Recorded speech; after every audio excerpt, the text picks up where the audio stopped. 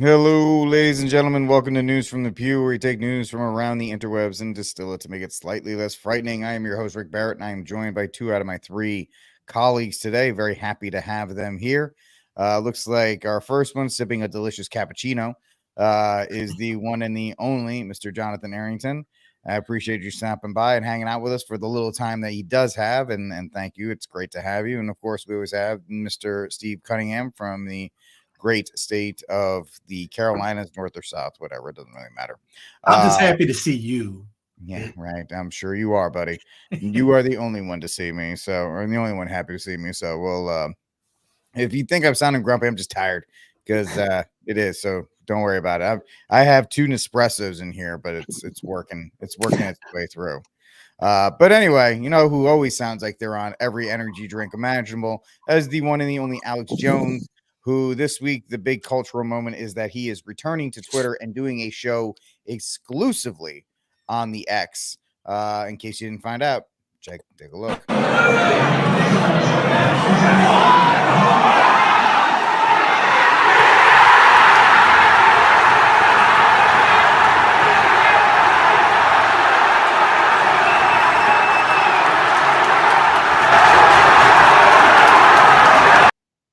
Yes. Wasn't that your party that you threw the other day? That is. Yep. I was so happy. Just so happy to have him back on there. But the idea is, and it's being spun this way, that it's, free speech is back on the platform. It's going to be so huge culturally going into 2024 to have Alex Jones back, because he was right about so many things and this, that, and the other thing. And listen, Alex Jones, whatever you think about him, the guy still is a tastemaker. He still drives a mini news cycle. And going forward, will this make a difference in 2024? He wasn't there in 2020. He was instrumental in 2016. A lot of people think. But just the fact that he is there reinforces this whole free speech ultimatum that Elon Musk has decided to take with the platform. So, John, the idea here is that he's back, and this is going to be a huge spurn for people who follow him and have believed a lot of the things he has said. Your thoughts on Alex Jones coming back, and will that really have that much of a turn culturally as some people are saying? Well, I think it's got as good a chance as anything else in that realm does of being, I think, worthy of our attention and maybe beneficial just kind of to the cause of truth, if you want to put it kind of not in parentheses, but just making sure that we're talking about truth kind of in just the more general sense, not. I think Alex Jones does a better job than most. He's kind of like with Tucker in this, as far as what I would just call the secular news guys. Because I mean, yet they may be individually Christians of one sort or another, but they're not exactly looking at it in the lens that we are.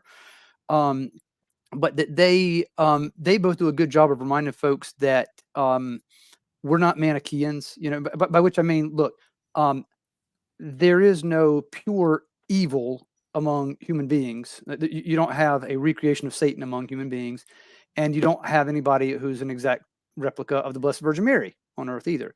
Now, they both do a good job of, I think, looking. They say, look, if we're going to try to judge somebody, and you have to judge, in that sense, you have to judge whether or not it's going to be worth your time to engage with someone, or, whether you want your kids around someone.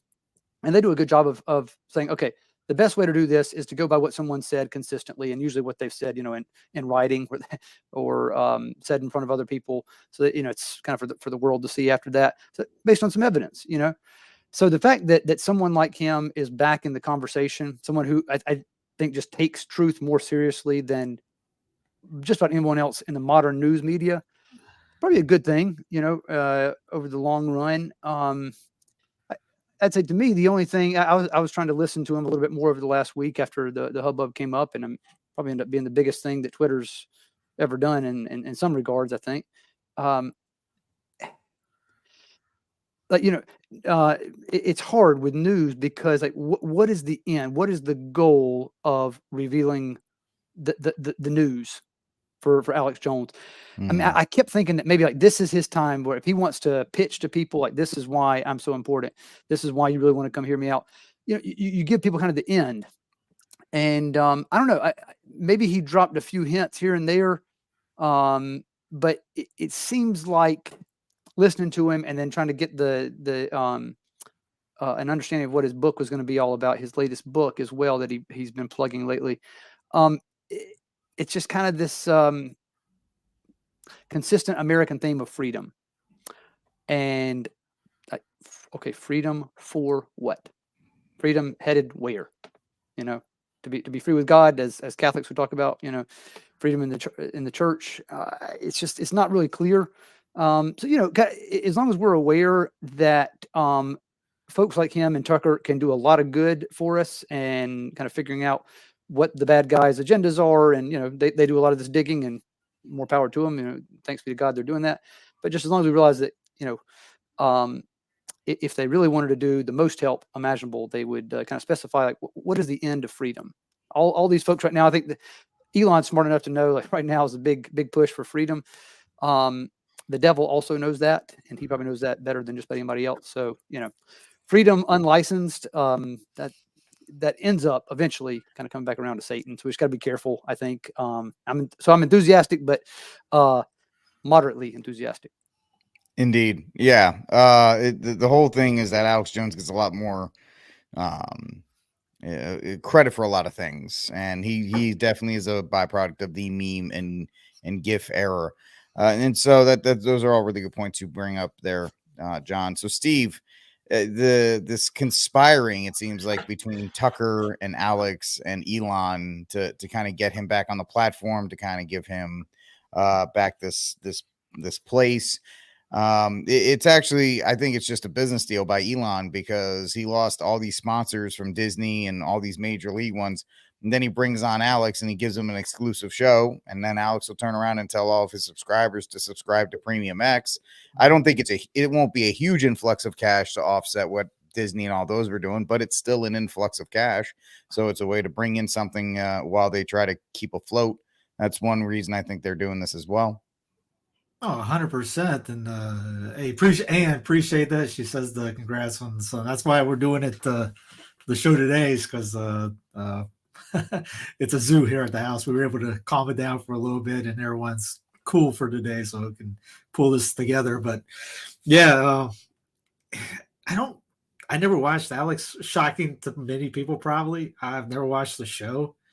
I've seen a couple of the banned video links. I think it's bannedvideo.com or something like that. Just maybe 3 or 4. I can't remember. There's a guy on there that's kind of cringy, but I just never was. I know, like, St. Paul Street Team, Steve Dawson, he gave Alex a miraculous medal once, and I thought that was cool. Wish more of us would do things like that. Yeah, it's good. It's a business decision.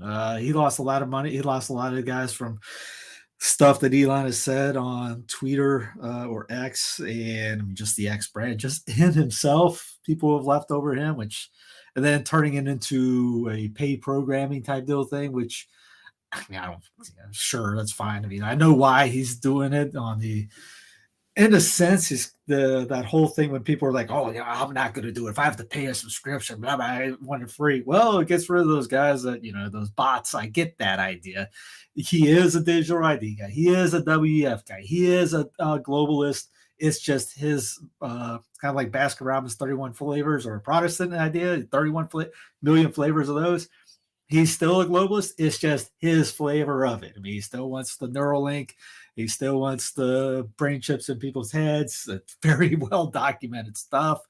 So yeah, I mean, he's trying to he's also trying to put, like, X as like he wants it to be the everything app. The everything. Like, very much like the Chinese have their everything app. He wants X to be that. That's why he got rid of the Twitter label. X Pay, X Phone, be able to call through it, all that. So this is just a gobbling up. Like you said, it's a business decision. I was thinking about playing a Russell Brand commentary he did of it, because he has some lady going out there and saying, the Alex Jones, the far right extreme, was it the conspiracy theorist? I saw this meme. I thought that was a good one. So we lied to you all. Well, where did I have it? we all lied to you over and over again. We lied about the election, Russian collusion, the special counsel, obstruction, impeachment, Rona, and the riots. We lie every single day. But as he said, we hate competition.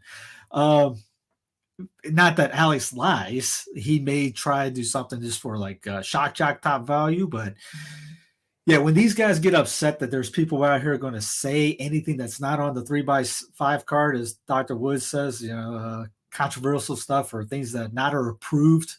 We've said that. I've said it for years. There's plenty of people out there saying it. They don't like that. So they will do anything they can to shutter, try to. As you brought up the free speech, we'll get into that too, because there's other topics we're covering that has the free speech thing. There's the free speech absolutes out there. You can say, Ryan Christian, I like very much as a news guy. He does Last American Vagabond, but you have the right to lie. You have the right to do all this because it's free speech. Oh, I'm an absolutist. You have the right to, anything you say. I might not like it, but you have the right to it. Like, you just can't go out saying anything you want. But that's, as Jonathan was bringing up this, Steve Ferrara's book, Liberty, the God That Failed. I mean, we made liberty in the American sense a God, literal God. In this, the religious freedom. Well, that's another topic. There's KFC and Knights of Columbus guys that believe in the American idea of religious liberty, religious freedom. All the American version of it. We all have it in our minds somehow. The 14th Amendment Constitution idea. You have the right to this. The First Amendment. Well, how's that? How's that have it? If I'm in Gastonia, North Carolina, that 1A has nothing to do with that. So it's. As he said, it's a God that has failed, and this idolatrous mindset in the States has to be eroded one day. And who knows if it ever will be, but cool that Alex is going back on. Will I watch? Probably. I haven't watched, I haven't watched a Tucker one since he's come on either. I haven't watched one Tucker one. No, I think he's got quite a few up. I know even the Malay one. I haven't watched that. By the way, how's that going for all the pro Malayan fans out there? It's getting worse by the day. They haven't watched. They watched the first time when he went out and he signed. He reduced it from 21 to 9 officials, and then everybody freaked out about that, and they haven't paid attention since. So and it kind of ties into the other one. Hey, by Sebastian, yes, I've read Puritan's Empire, fantastic book. Get one for your friends. It's terrific. He was trying to, I kind of bring back, there was this 5-book series, Puritan's Progress, I think it's named, old one. And he made it, obviously he's like triple the info that's in there, but yeah, get that book. Yeah, exactly. Tucker, I think he's getting paid pretty much a lot of money from X right now. I know he just launched his own network, so we'll see how that goes as well. I mean, he's a blue blood, so I don't think he's really worrying for money in that regard. And he understands that you do the show on X just so it can be clipped out and replayed like smaller sizes, and that's it. You do it just for the sound bites. Was it Melania trying to say Tucker Trump for Tucker being his VP candidate? I think Melania wants it. She wants Tucker as the VP. Might as well. I don't know why he would take a step down. That's a pay cut. Yeah, that's a huge pay cut, and you wouldn't be able to do a show. You wouldn't be able to travel. It's an awful idea, which is why I don't think which is why I don't think Michelle Obama, Big Mike, I don't think she has any interest in being the president. So everybody keeps floating her name out. I just don't think she has the will or the want. And you can't tell Big Mike what to do. So they're not going to be like, you're going to be president. She'll just, smash them and move on. She's got all the money, fame, and power she wants. She doesn't care. The whole place could burn, and it doesn't impact her one bit. But in that regard. Being the first. No, I don't even think she cares about that. I honestly don't know. That's a big one. I don't think she cares about that at all. I don't, because then she's going to have to do all this other crap that she doesn't want to do. Like even just go to do the appearances, do the speeches, do all these other things. And once again, it's a step down in pay. But they got money, though. They got money. She can fly to wherever she wants right now. She can get paid whatever she wants right now. She has no restrictions. She's going to have to do restrictions, and people are going to tell her they don't like her, and she's going to have to deal with all that. She's in this nice little cocoon right now, right? She goes on shows and nobody talks bad about her. And if they do, it's kept away from her. Like, you think she wants to go to a press conference and have Peter Ducey ask her questions? She'll have somebody else do it. It's kind of like Ducey bringing up the Obama thing the other day. You see that? Yeah, I don't think she, nobody tells her what to do. And even the allure of being the first, whatever, she's like, I don't care.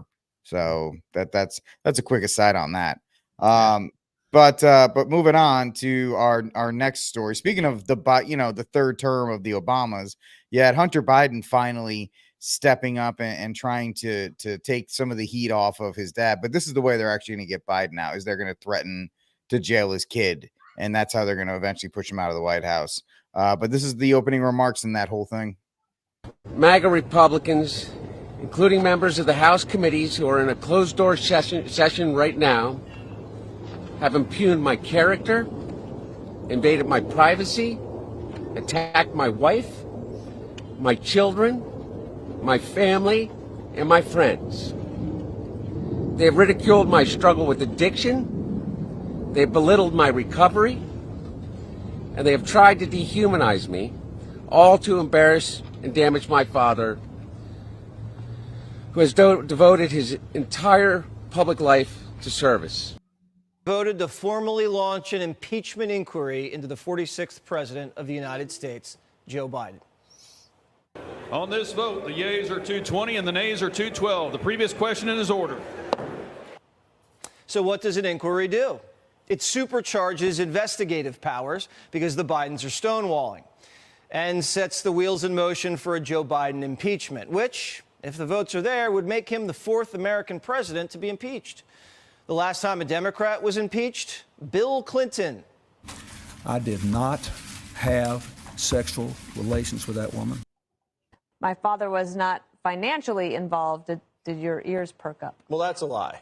And even if he wasn't financially involved, he's logistically involved, he's personally involved, he's politically involved. Because when you fly your son to 15 countries, you're logistically involved, when you're personally involved, politically involved, when you're meeting with all of his clients at the White House, at the vice president's residence, at the golf course, at the Four Seasons in Los Angeles. You're pretty involved. And then when you're doing favors for the clients, like when you're firing the prosecutor, writing the Ukrainians a blank check, or you're not popping the balloon, or you're shutting down the FBI task force of China, or you're lifting Trump tariffs on cheap solar panels, yeah, you're doing favors. You're writing letters of recommendation for the people. Come on. Everybody knows he's involved. Now, Hunter says he's ready. He's not ready. He was not going to testify today. And he says he's here.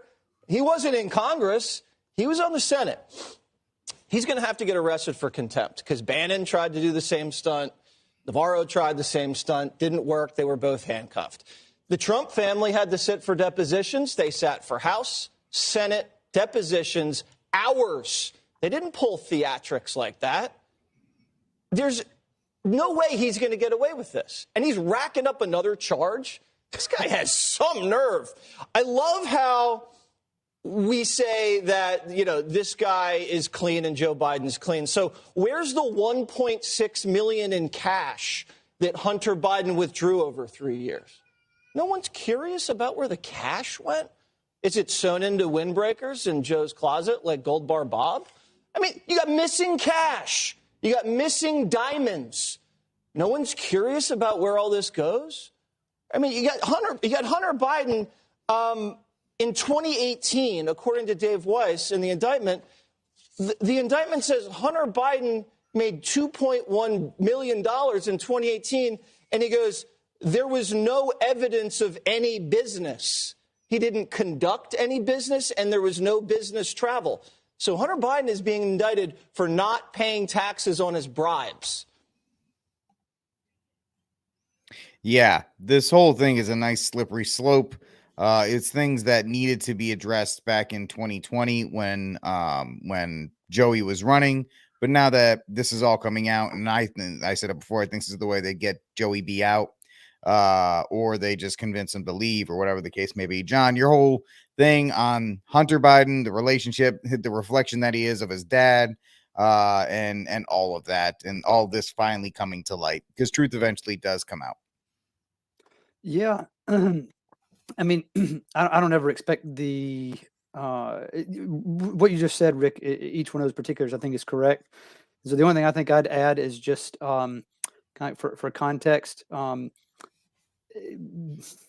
Hunter kind of did say a few true things there.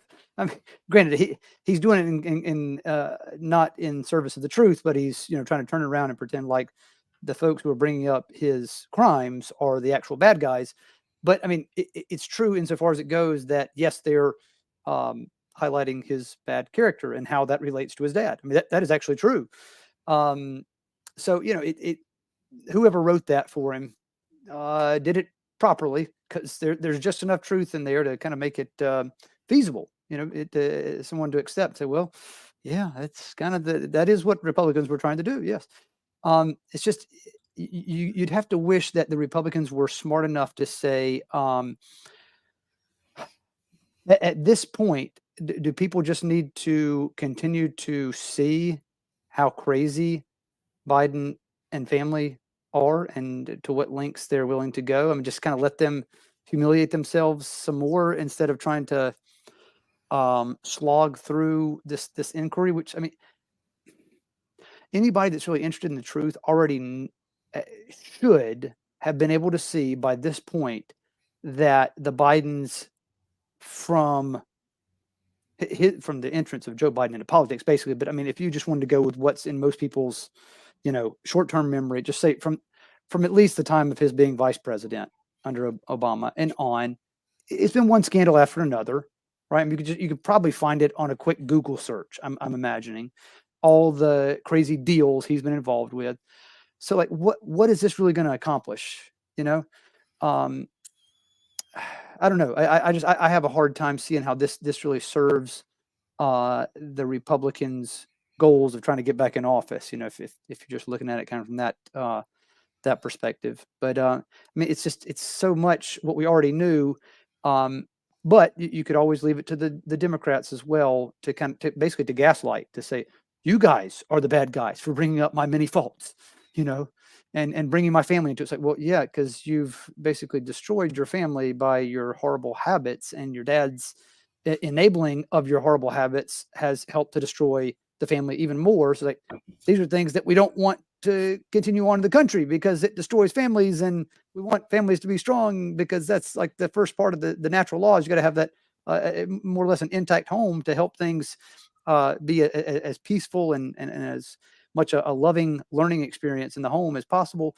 And if anybody has shown the way not to do that, that is the sort of enabling sweetness of the Bidens, that is a recipe for disaster. It's like, here's example number one right here. Just look at Hunter. All right, the way his dad's enabled him, and see how that destroys families. So, if people can just kind of look past the mix of the lies and see the few truths that do emerge in his little speech there, I mean, kind of interesting in its own sake. Yeah, it really is. That is one thing. Both of you being fathers, you understand the biggest reflection you'll ever have. It won't be anything else. It will be your kids. That'll be the first thing people look at. And Hunter doesn't get anywhere in these places. Hunter didn't dream up any of these things. They all came down from his dad, who he's probably still seeking his approval of. That's why he's still doing all these things. But Steve, your thoughts on all that? Nah, I just think it's a big distraction. Like, so I'll use the D word again, because he brought up Jesse brought up impeachment. Yeah, well, great, cool. Well, you could literally have impeached every president, including Washington, all the way from then all the way to now. I mean, well, real quick, from now on, it will be a political that'd be a political mainstay. After Trump, every one from. Yeah, every president from now on will get impeached somehow. Yeah, so that's no longer a big deal. Nope, it's just going to happen. But yeah, you could literally have done everyone for it. And again, all right, let's say Jesse and those guys are just jacked. All right, we're going to get rid of them. I mean, this weekend is the Arizona Protestant conservative gigantic shindig that's going on out there. I can't remember the name of the thing. is it Fuentes that's putting it on? Anyway, they're jacked about. Hey, we're gonna get rid of Biden. All right, well, great. What do you want? Kamala is there? You want her? You want her run? Her in the ship command, as they would say. But again, if you go back to, all right, if we stop worrying about DC as the elected king, the elected monarch, which, like people like Alexander Hamilton was already predicting, and go ahead and say, hey, why don't we just skip the delay? Let's just go ahead and have our elected king. Because Henry and all those guys were warning, this is going to lead to an elected king. Now we got dynasties. We got our own, we got the dynasties in England. We got the dynasties out here in the States. They're just under the name of president. I mean, you got the Obama dynasty, you got the Biden dynasty. These families. There's no regular Joe could ever run for.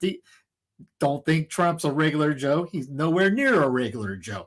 You don't become president without becoming somehow in the system, corrupted beyond corruption, and getting the okay approval by the powers that really be to be able to sit on that throne, which is the only reason why Biden ran, is because so he can die and put on his headstone 20, whatever president of the United States.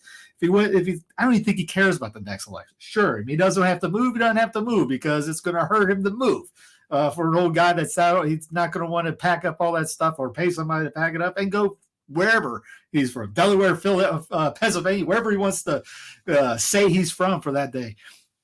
Big distraction. Why I say that? Hey, what was going on this week that nobody really cared about? Oh, yeah, COP28 out there in Dubai, in the land of oil. It was what they called petro states. They were having this is Reuters saying the nation strike deal for COP28 to transition away from fossil fuels.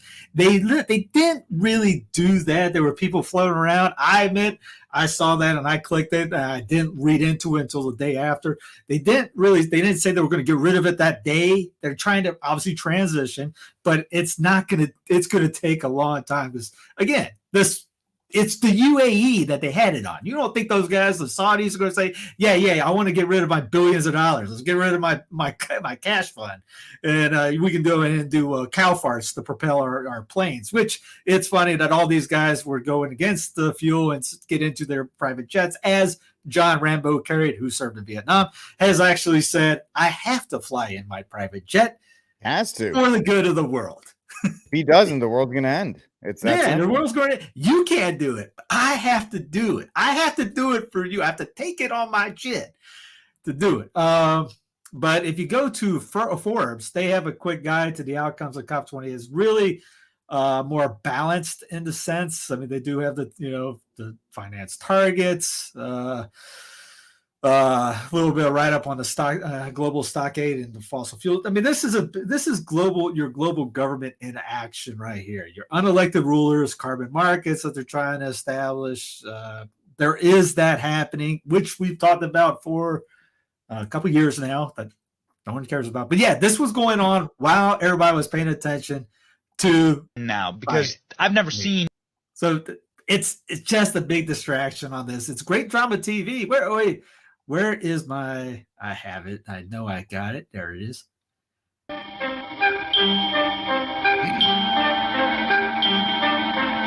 Like sands through the hourglass, so are the days of our lives. It's always good to see the days of our lives on here, but it is, and I think our good friend John had to go because people need to be educated somewhere. So, thank you, buddy. Oh, this is pretty neat. Look at this. StreamYard's actually you can actually get tweet comments now. That's pretty neat. Hello, person from Twitter. They're doing a couple things. They're about to stream for Instagram. You can actually do it now. You just have to actually. I can't. It's stupid, but anyway. Well, on your end, you can stream to your site while I'm streaming here. They're getting cooler. Yeah, eventually. But yes, so you have all of this, and Steve's right. And you talk about Trump being an outsider. They're already set up the Trump dynasty with Donald Trump Jr., Ivanka Trump, Barron Trump. The joke is he's got 14 kids, so I'm sure a bunch of them will get into politics. I would bet Ivanka runs one day. Oh yeah, she absolutely will, and it's gonna piss people off when she runs as a Democrat because you all know that's coming because she ain't gonna run as a MAGA. And that's the thing. Trump is a Democrat in his heart. And that's, I mean, okay, fine. I'm in the South. The Democrats were the good guys. They said they were for slavery. So were the Republicans. Yeah. They both were. Yep, One side wanted the tyranny over the other person. The other people wanted state rights, which is all federalism, which is what you celebrate on 4th of July, which people don't care about today. Nope, not at all. Not at all. So it's very much par for the course in that regard. And really, Joe Biden was forced to become. I think he was at. You said he wanted something on his headstone. I think his wife really dragged him into that race so she could do stuff like this recent holiday cheer with a White House abomination. Christmas video, but it might have backfired. It's getting brutally mocked by critics who've been calling it bizarre, freaky, and absolute garbage. Greg, you snickered first, so you go first. Yeah, it's not my cup of tea. I really don't care. But this dance troupe is a Marxist organization, according to End Wokeness. They came out in support of defunding the police, abolishing prisons, and they quote Marxist terrorist Angela Davis. They have an entire section on the website devoted to anti-white literature, like why white feminists are racist. They want to defund the NYPD and get them out of public schools. I don't think Jill Biden did her research, much like she doesn't do her research about anything because she's not a real doctor. But this is just another example of how the White House just plays to the optics of wokeness and they don't do any research. That isn't exactly how I thought your response was going to go. I thought you were just going to say, I don't like that. Dana. So I usually never complain about anybody's video. And on this one, if she wants to do a dance like video, that. that's fine. That's a good one. Yeah, fade to black. I didn't like it when people criticized Melania Trump's The red Christmas. Yeah, I thought The actual classic that's Christmas. your artistic expression. That's what you want to do. But then when I read a little bit deeper today and found out more about this group, I was like, wait, your poll numbers, one of the reasons they are where they are is because you've been pulled so far left. The thing you have to do is use an animal, but they can't use their animal because Commander bites everybody. Yeah. And nothing will ever be better than Barney Cam. So you have to, like, animal videos. I can't believe that went on that long. Yeah, that was, I mean, they got to talk about something every day. But the fact of the matter is, it's just another absolutely embarrassing thing that we have to deal with as we live in this quote unquote nation and not a union. We all have to be concerned with how the White House is decorated every year with either a holiday. Remember back when O'Reilly was at Fox, it was the war on Christmas because it was a holiday tree and not a Christmas tree. Just all kinds of stupid stuff. But the fact of the matter is, you have a Catholic quote unquote Jill Biden completely forsaking any of that to put on this social justice acid trip while people who can't afford groceries have to watch these people tap dance around the White House. Lastly, it doesn't surprise me that liberals found a bunch of black people to tap dance for them, and that's how they show their form of entertainment.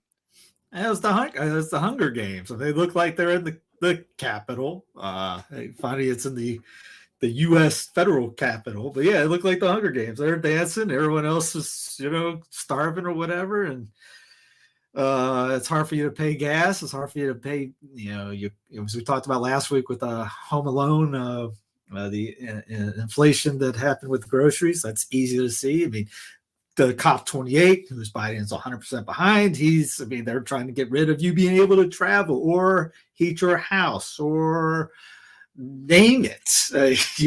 You like the groceries that you do get, eventually they don't want you to have those groceries. I mean, yeah, they're not cutting the fuel today or tomorrow, but eventually will be taken out. They're wanting to cull like 2 million cows in Ireland right now. I mean, what are you going to eat? I mean, bugs, man. Plenty of bugs.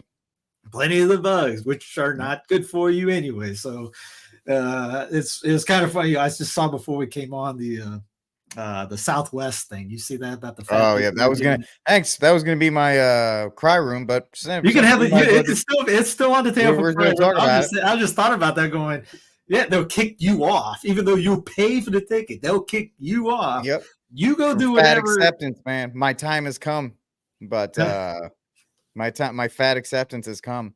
But I'm going. I have to fly Southwest pretty consistently. I won't fly them ever again. I mean, the woke stuff, I was like, yeah, whatever. The Pride Month stuff, all the airlines do it. I get it. They really kind of just picking the worst. But this, like, going above and beyond, legitimizing gluttony, legitimizing all the worst, lifestyles.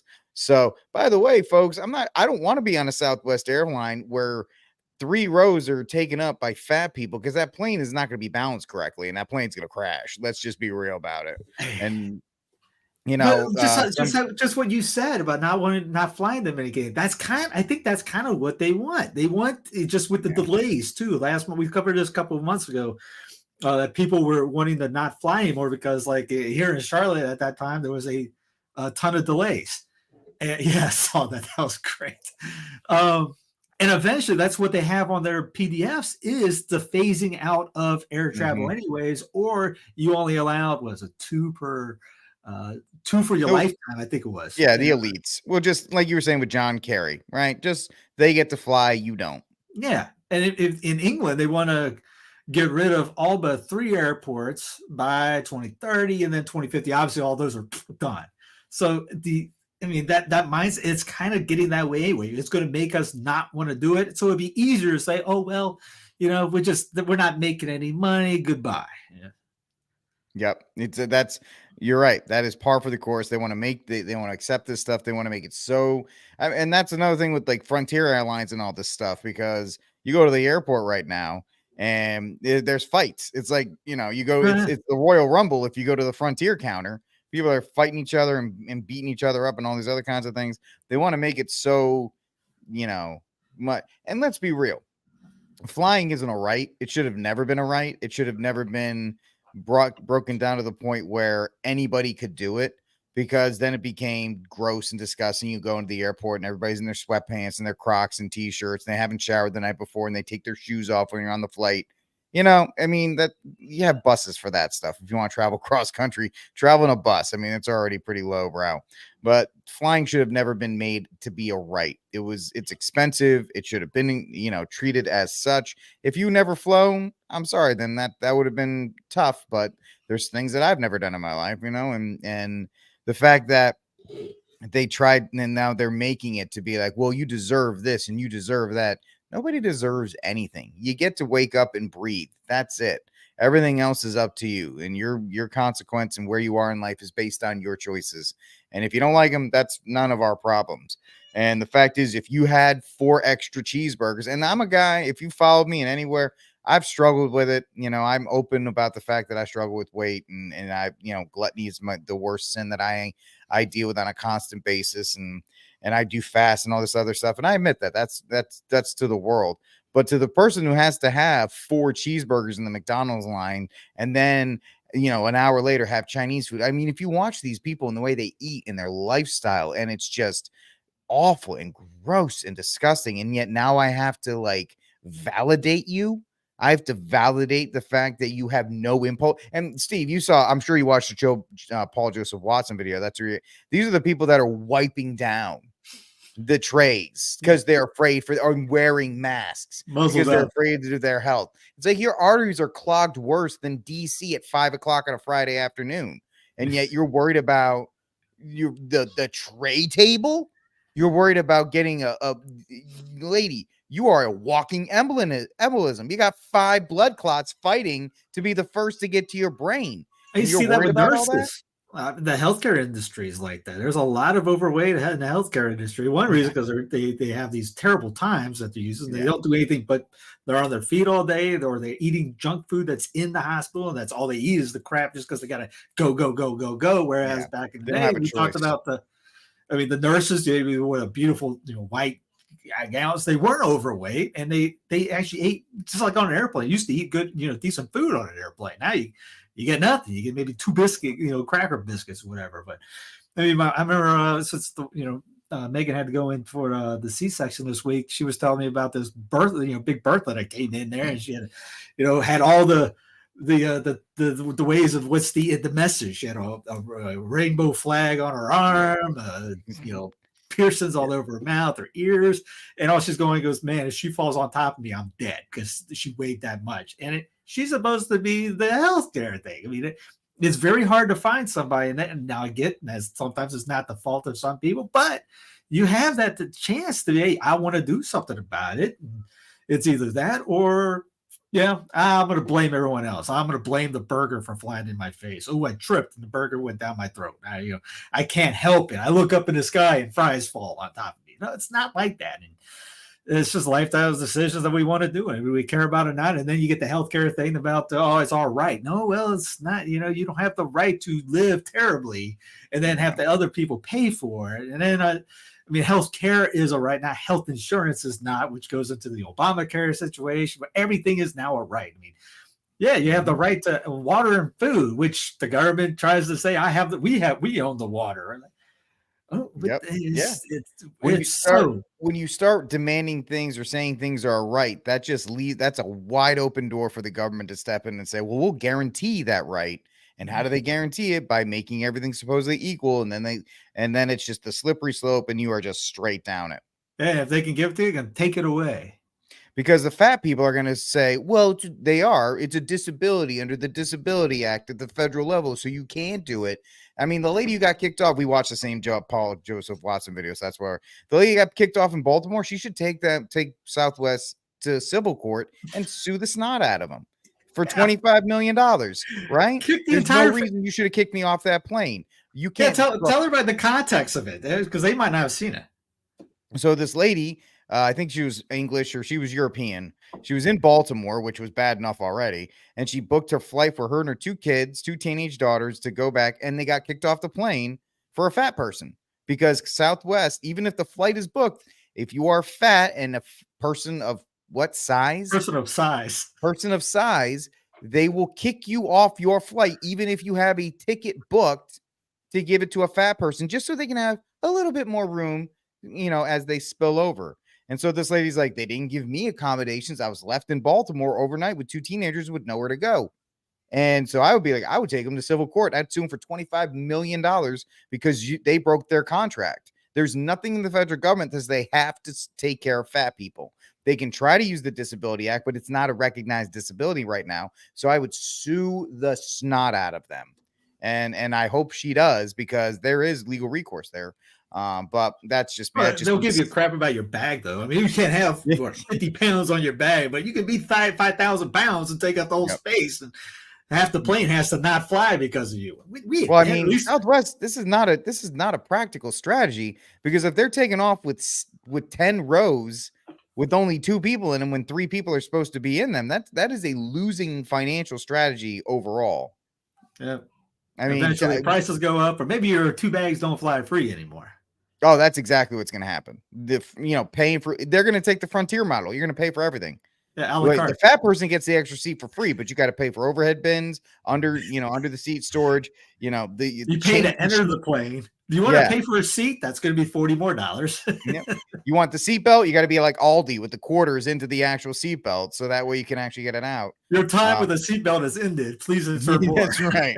You better sack up for more, or use your digital ID wristband to give yourself more time on it. What kind of water would you like? Toilet water? That'd be $5. Regular good water, $10. Yep. Exactly. That's exactly where it's going. And like Steve said, to make everything so much more miserable to do, so that way make it more of a headache. You just won't go, and then it gives them an excuse to shut it all down. Yep. Or you kind of like what they're trying to do with firearms. They want to make it culturally so taboo or disgusting or pain that you just eventually give it up. That you just don't do it anymore, and they win. They don't have to phase it out, because they'll be like, oh, there's not enough people flying anymore. So they'll consolidate them into 3 airlines like they have everything else. It'll be the Amtrak of the skies, and everybody will hate it. The elites don't care, because the elites have private planes. Yeah, the difference between those two would be, I think most people would, especially gun owners, they probably would not give 2 hoots and where if the airlines goes down, but they're not going to stop. Well, what I mean about that is, like, with background checks, waiting periods, it's so annoying. And it's not, people like myself who love firearms. It's your normie. Oh yeah, the normie. Overall. I think I want to buy a firearm to keep myself safe. Well, I got to do this, that. Well, you know what? Never mind. I just won't do it. Yeah. And so if they get enough people to not do it, then they don't need to do gun control, because now guns are like cigarettes. It's taboo to even smoke them or use them or anything else. back in the day when you could smoke on an airplane. You remember there used to be ashtrays in the airlines. There was no smoking section in the airlines. You play around with them in the seat. Ding, ding, Oh ding, yeah, ding, you ding. played with as a kid. Yeah. With my metal knife and fork. That's right. That's absolutely right. And man, I don't care. I think I want to bring back. I think I might just start smoking cigarettes because everybody else isn't. So I don't know. That's one of those. That's kind of like my thing. I usually like the rebel that goes against everything that goes on. Yeah. Oh, this is the cool thing. I'm not doing that. Yep. Or you're doing that. I will do the other. Everybody thinks smoking's bad. Light them up, baby. Here we go. You know, Which I think it's not this. It's actually we're going on cigarettes. I know we're off tangent, but it's because they put like rat poison into stuff now. Back in the day, it wasn't that. Now it's just like everything else. You got pesticides in the foods, pesticides in the water. You got fluoride in the water. Oh, no one cares about fluoride in the water. There's a couple states right now going after. I think is it Florida or is it Texas? One of the states is going to ban Texas. They're trying to ban fluoride in the water. Very good thing. That's poisonous to people. There's allergic reactions people have on it. Nobody knows much about it. You got the dentists who are the professionals saying you need to have fluoride. It's all been debunked. It's just some kind of money grabber in a lot of sense, but no one really cares. They rather talk about the Hunter Biden thing than worry about what actually goes into their own darn body. Yep. They don't mind at all. In that regard. So that's our tangent about apparently fat people flying and the fact that they shouldn't be doing that. What's the one with, I'm sorry, I know you told me before we were backstage. What's this video with Joe? You have a video here with Joey B? I've never seen somebody do this before. We've been covering politics for a long time. Come up there and like hold a press conference on the Senate side. Just in case something bad happened, just in case you might have been walking by, Congressman, and then to say, I'm here to answer questions, I'm here, Chairman Comer, and then runs into his Secret Service protected, hermetically sealed bubble and speeds off. Oh, baby boy. Well, the reason why he did it, look, a couple things. The reason he did it on the Senate side is because if he was in the House triangle, you might have had 2 or 3 members walk over there and join the impromptu press conference, and he didn't want to do that. They just talked about Hunter for a while. Yeah, Hunter's stupid. We get it. Hunter's dumb. We get it. So yeah, we have that. I think we have. I don't know. I think we had one more or two more things to cover. No, actually, that's it. But no. We do have one more thing. Yep, that's it. The hubbubaloo over the religious monument being destroyed, and Steve apparently incensing the entire internet. Because he pointed out something that is correct. Well, no. In case you didn't know, it was in Iowa. They erected a statue of Baphomet in the Senate or in the legislative building, and it sat there for a couple days. And this Mississippi congressman went all Terry Tate office linebacker and smoked the thing. He beheaded it like St. Michael and crushed the head, and everybody's like, yay, Mississippi guy, yay. And granted, I think it's, I'm a big thumbs up to that guy. Good for him. Yeah. But people were like, oh, First Amendment. And Steve, now that I've set it up, you can pretty much give everybody why that's a stupid argument. Yeah, and that's literally what everybody's yelling: First Amendment, freedom of religion, freedom of speech, all that stuff. And I actually been called a Satanist now because I'm defending the statue. I'm going every post. The proprietor of Sensus Fidelium is a huge old Satanist, folks. Yeah, because of I'm questioning the articles that are written about. Not saying, hey, I actually say throw it in the garbage. Peaceful. The one guy said prudent. I go, yeah, you prudently throw it in the garbage. I've been making fun of a couple of things that people have said, or take it down slowly and then incinerate it. Things like that. No one's got. Oh, people are triggered. Like, did you even read what I mentioned? First off, let's go with the history of a lot of this, but in the last couple times. Here's a site with religious monuments on the state grounds. It's kind of like this was writing about the Arkansas one, problems and purposes. Okay. Satanic Temple in Illinois sets up holiday display in Capitol Rotunda for 3rd year in a row. This was back in 2021. Yep. Satanic Temple says that State House statue is not an attack because they mentioned that, oh yeah, we don't worship Satan. This was kind of like the tyranny of religion that we're going after, blah, blah, blah, blah, blah, blah, blah. They were, Let's see, the only chapter of Temple in Illinois, saying it's all over the state, Indiana, Iowa, Michigan, and Missouri, all wanting equal representation of public religious displays, which, as I'll show in a little bit, they did this in Iowa. Satanic Temple unveils Baphomet statue in Arkansas Capitol. This is back in 2018. And kind of in a sense, I'm also going, hey, where was everybody at during these? I mean, yeah. And I get now you could also I could say, all right, they were taking down the Jefferson statues. They're taking down Confederate statues. They're still going after Arlington. I think they actually said they are going to get rid of the Arlington monument. They're also going after the Alamo monument down here. Yeah, they're going after all the, it's, and I'm not saying this is a bad thing what the guy did.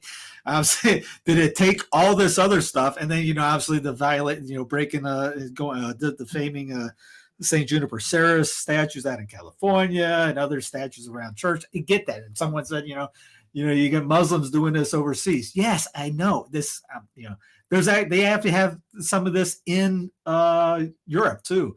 Here's the Oklahoma state cap. Remember that one with the 2 kids? Yep. Iowa Satanic Temple displayed not protected by First Amendment. Catholic legal expert says is about the one that happened the other day. You look at it, and I'm going, exactly. Not so fast, my friend, as the coach on ESPN would say. He misses us big time. Basically, he says that it's not on religion. It's not on the First Amendment because the founders went like this or something like that. Now, which is totally wrong. I mean, it's protected under their first exercise of worship and religious cause of the First Amendment. Okay, no, that's not. It is this original thing is correct, not protected by First Amendment, but not for the reasons why the CNA guy comes up with it or a Catholic legal expert says. It's not under the First Amendment because Congress shall not pass, which is the federal Bill of Rights. And this is in Des Moines, Iowa. This has nothing to do with the federal Constitution. If anything, if you take 25 seconds to look it up, it actually took me that because I misspelled Constitution. It's in Article 1, Section 3 and 7 of the Iowa State Constitution for the practice of freedom of religion and free speech, whichever one you want to pick up, which goes into the false idea of religious liberty, which Leo XIII condemned, which a lot of Americans love because Americans like freedom of religion. It's the false idea of it where everybody gets a say. Back in the day when you had Spain, when you had the Spanish idea of, yes, you could have the Protestants were there, but you could not, they were not allowed to preach in the street, could not practice it publicly because it was a Catholic nation. Spain was, it used to be, or Spain is, and still in a way, they're trying to rekindle that, hopefully one day. So it's like the heir has no rights thing. Protestantism has no freedom of religion, but yet how many of our boys will say that? Nobody there's that thing going on in Arizona this weekend. Guarantee ain't nobody there has got the stones to say Protestantism needs to go and is an error that's taking down the United States of America. No one's saying that. Nobody will ever say that. You're never going to hear anybody with any following ever say that because that's very controversial to the American way. The Judeo-Christian values, bud. Again, yeah. I mean, where do you think you get all this stuff? Right? Where do you think this is a very direct descendant from Protestantism? You're going to have this. Yeah, I'm okay. You're okay. Idea. Here's the representative John Donwell of Iowa. He's Iowa House Representative D38, District 38, and he gives the whole thing. He goes, as many as you wear last week display. Blah blah blah blah blah. As I responded, I wanted to share with you how display came to be and my response. How did it happen? Capital structure falls underneath the control of the Iowa legislature. The Department of Administrative Services, DAS, if you're nasty, is charged with the management. Currently, access to the displays at the Capitol are open to anyone through an application process. Though there are some guidelines, they do not discriminate on basis of religion or ideology. So these guys had to actually fill out a form to do this, which, there you go. If you want to have a problem, who gave that form out and who said this was okay? And guys like this, John, who call himself a Christian and all this, are hiding behind all these things right here. Again, I call this an Iowa problem, just like the other one was an Arkansas problem. The other one was an Illinois problem. 20 years ago, this would have made page 12 of your local newspaper, and you would have never heard about it, but everyone's now triggered because you say anything like, hey, this is a local issue, fix it. I don't think anybody that's that's gotten mad at me has evangelized anybody in their local area once in their life. But hey, we tweet about it. Displays are permitted to be displayed for 2 weeks. Again, I'm not promoting the statute. Just have to throw that out there again. All displays are required to communicate they are independent display and not associated with the state of Iowa. The Satanic Temple petitioned for their display in August and were approved with some modification. They wanted an actual goat head and were prohibited from doing so. Well, I guess we draw the line at goat heads. The Iowa legislature can set up rules and standards for any display. Again, anybody has a problem with this, especially you people in Iowa, talk to your Iowan legislators for cowering behind this. His observation response as an Iowan state representative and pastor. He's a pastor, by the way. He's a pastor. Who isn't a pastor in Iowa? He tweeted about it. It's like you bring up the Simpsons guy where you picking his nose and I'm doing something. My observation as a follower of Christ, I certainly find the display from the Satanic Temple objectionable. It stands in direct opposition to my faith and would be classified as evil. Not a new experience for me or my family. The Word of God continually warns of the dangers of our world. In fairness, many other religions or non-religious people have had some perspective about Christianity. My observation as an Iowan and state representative, I don't want my state evaluating and making determinations about religions. Thanks. I am guided by the First Amendment of the U.S. Constitution that he never swore to uphold because he's a state representative in the state of Iowa, which he swore to uphold the state of Iowa Constitution. It's great googly moogly, drives me batty. My response is a follower of Christ. I'm just going to tweet about it. No, he didn't say that. The display is an animate object and has no real power in and of itself. We have nothing to fear. Oppose the message of the display. It's just another way to worship the same God. It is not just another way to worship the same God. There are differences that need to be pointed out. Okay. The primary response requires prayer. The display itself is an invitation of the work we have yet to do. Iowa needs Jesus. Okay. The display provides a teaching example of our families of the difference between a person and work of Christ and that of Satan, love, light, and sacrifice. You see all this. Take advantage of the opportunities to express our faith in appropriate displays and programs at the Capitol. My response to the state legislators: monitor the number of organizations requiring displays. I don't want the Capitol to be overwhelmed with by displays. In the future, we may need to find ways to appropriately limit the number of displays. Again, I wrote him saying this is pretty much an excuse, a cowardly attempt to get out of that. And all right, here's Washington Times from a couple years ago, 2020. Christians should destroy all Baphomet statues. Totally fine with that. No problem. Yep.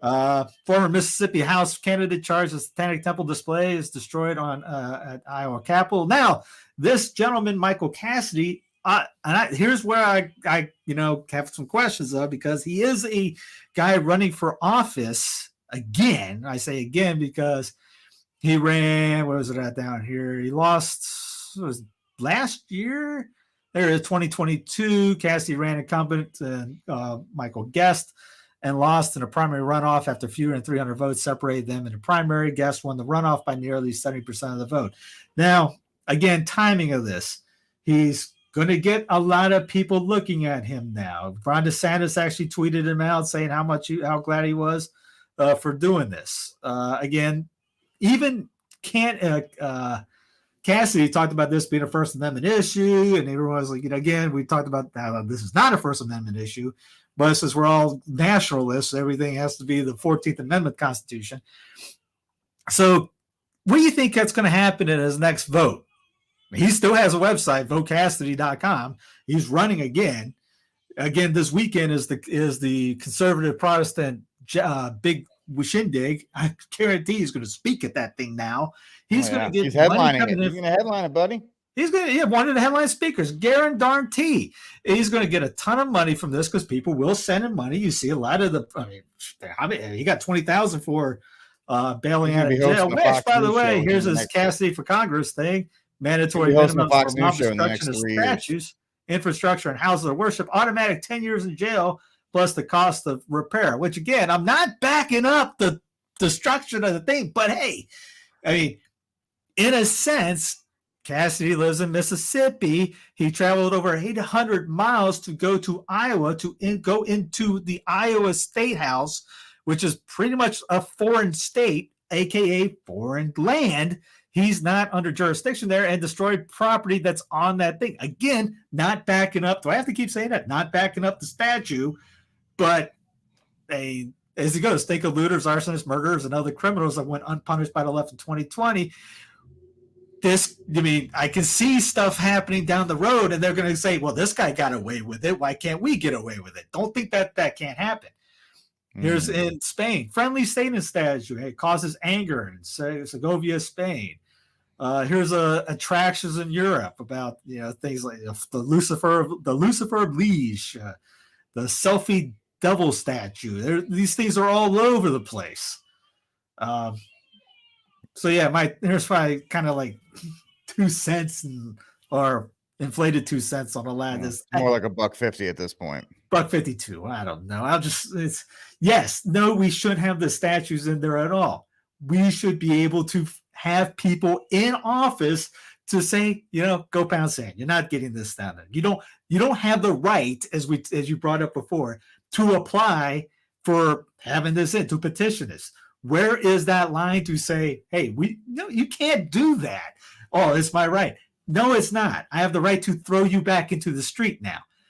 But since we have these loosely lights, we can't tick anybody off. Well, they're going to come in. We just won't let them have a go ahead. It should have never gotten to that level at any level. But again, think locally, act locally. Where are the people running in Arkansas, Illinois, Iowa? That's a big Protestant area right there. That's the conservative number 101. But I mean, I'm sure there's Catholics there. Where are those guys at? We get mad that this is going on. We get mad at Steve for saying, hey, this is not a First Amendment issue. In the article, these guys are wrong because, hey, by the way, I'm glad they did it. Where are we? We just sit at Twitter. We'll just get on our underpants and sit on Twitter and just talk about how bad things are and how this guy sucks and this and that. We won't do anything about it. Nope. So I guess the question is now, do we even, I mean, I guess we're kind of just going to recite or bring up the same things for our cry room. I'm guessing who you have for your cry room on that one, or Saint of the Week.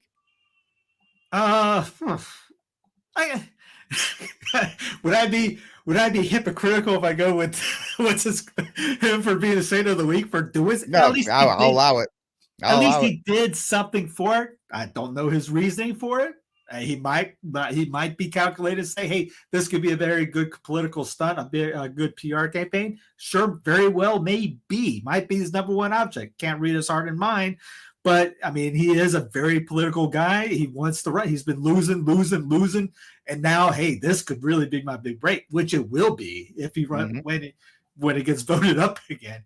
But he still had to do it. So give him the love on that for taking action when everyone else was tweeting it. I think Jack was actually in Iowa and they were just tweeting at the governor. The governor did nothing about it.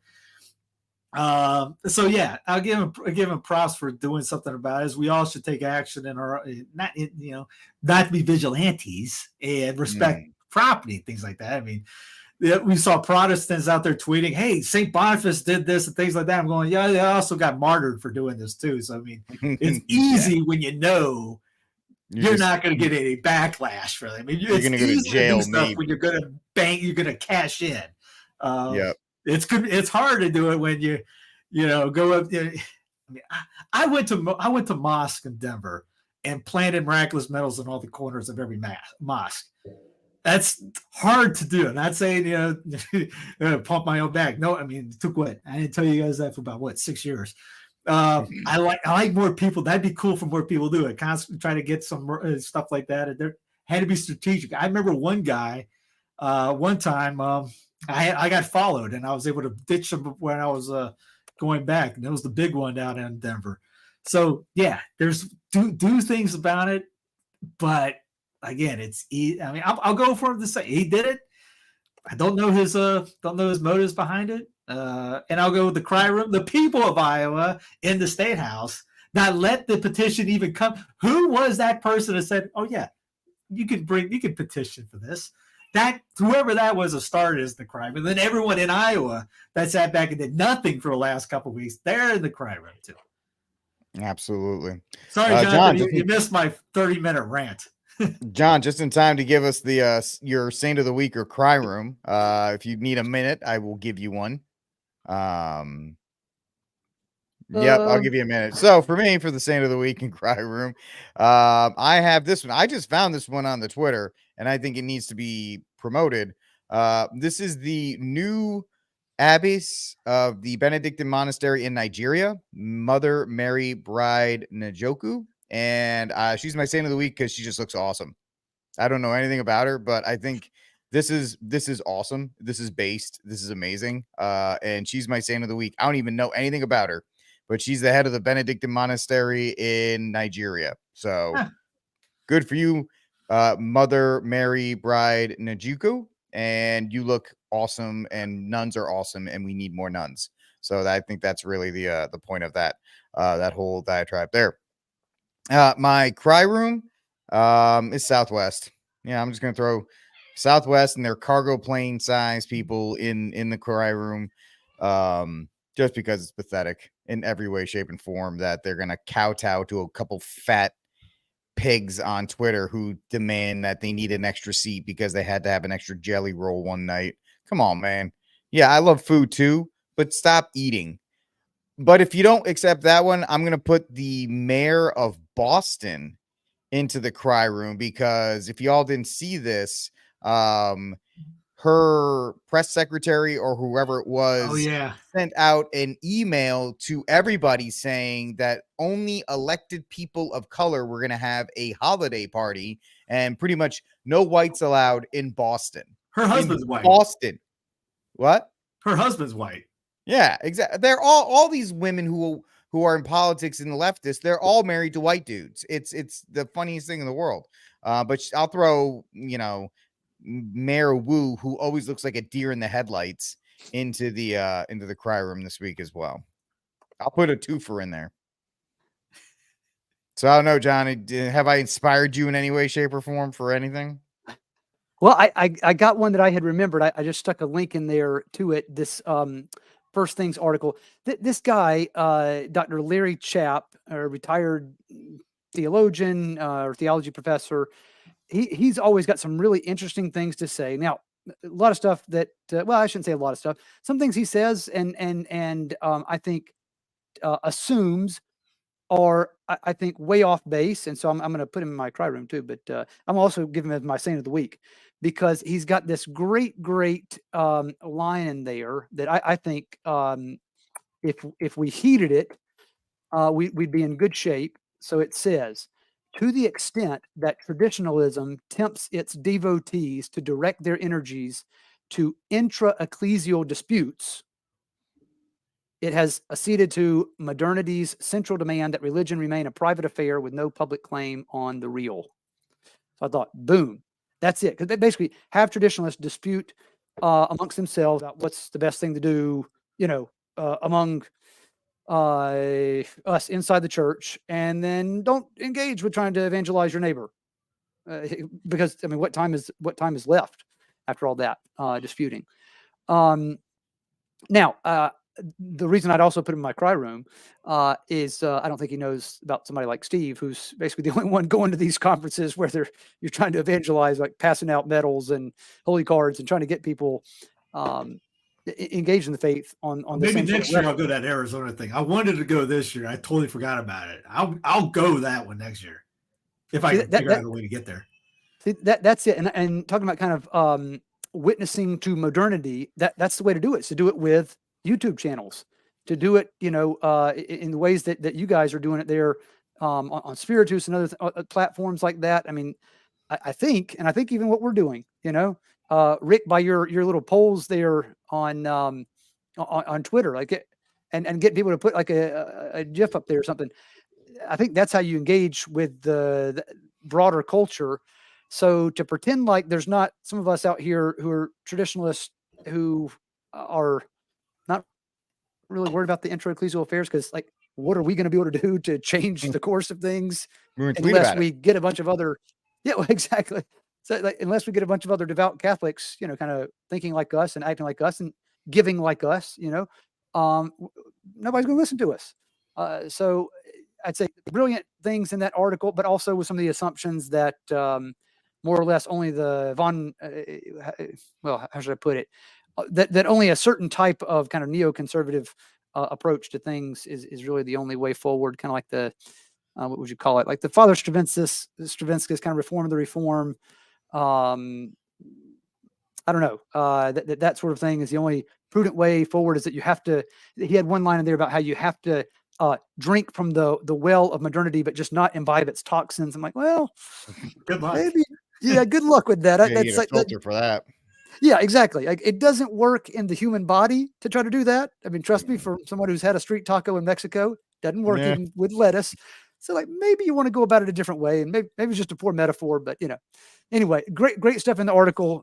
Maybe some mistaken assumptions, but it's something good to wrestle with. I think so. Both a lot of good, maybe a lot of stuff that could be a lot better. But So I have one more question for you, John, before we head out. And and I know I want your opinion on this. So Pope Francis has announced that when he is buried, he's going to be buried at the Basilica of Mary Major in Rome. I think that's a pretty cool thing to do because if you've done the 7 pilgrim churches, St. Mary, despite the fact it's one of them, it gets a little bit of traffic, but not as much as it deserves for how beautiful it is. And the Pope is going to be putting himself there instead of underneath, the Vatican where all the other popes are. And I just want to get your thoughts, just a real quick reaction to that. Yeah, I think it's interesting. My wife and I both, we heard about that, thought it was pretty cool because, well, we had a particular devotion to St. Mary Major. We walked by there. We went to the Russian Pontifical Church, which is basically right next door to St. Mary Major. So just kind of from a personal standpoint, we were interested in what was going on there. But I mean, as far as the rationale behind it, I don't really know. I mean, it would be, of course, something curious to have a pope buried there, because you got kind of a Pius the 10th thing, a Pius the 5th thing with the Dominicans there since he was a Dominican. But normally it's been more or less focused on not just St. Mary Major, but then the Christ Child, kind of the creche area there at the veneration at the front middle, as you go down there. So I don't know. It's kind of curious. The thing about it that irks me a little bit is that it's another sense in which this Pope wants to show himself different from everybody that went before him. And it's funny you'd ask about that because there was another brilliant quote in that article that I was talking about, that First Things article there, The Witness to Modernity, where the guy said, let me see if I can find it real quick, because this strikes me as being like what Francis almost, says, compares St. John the 23rd to a high stakes gambler betting that an ancient and worldwide institution, Catholic Church, could withstand the shock therapy of a thorough and much needed Christocentric overhaul. And I'm thinking, like, that's more or less what Francis seems to be putting forward. Is like, we got to just overhaul everything because we got to get more Christocentric. We have to, get back to our roots and our foundations. Like, the normal human course of events, if you just overhaul everything and all, just one right after the other, like, eventually people's brains and just their habits can't handle it, and they're like, whoa, stop it, overload. So I mean, it may be a beautiful thing in its own right, but it's just another kind of singularity that kind of gets on my nerves after a while, to be honest. Well, no, I do get what you're saying, that this Pope feels that, I guess, he's better, that he doesn't have to be buried at the Vatican, or he doesn't want to be with the mean trads and all the other ones that were out there before. So it's interesting in that regard, and it'll be interesting to see where that goes going forward. All right, folks, thanks so much for hanging out with us. Please like, subscribe, and share the news from the pew. I hope you all have a great weekend. We will talk to you next week. God bless, and Viva Cristo Rey. Hey, Viva! Oh, hold on.